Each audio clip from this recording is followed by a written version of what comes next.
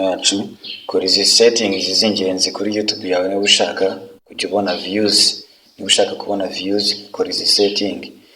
Uraza muri YouTube yawe, uraza muri YouTube yawe, nurangiza uze ukande hano, aha uze ukanda hano ku gafoto kawe muri setting hasi hari mu gafoto kawe, nurangiza uze uhakande. Numara kuhakanda uraza ukande hano, uraza ukanda ahangaha kuri setting.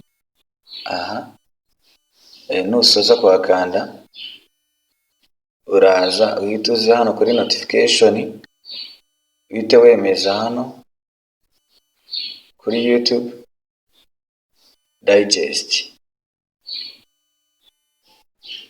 schedule digest. So guys, go subscribe.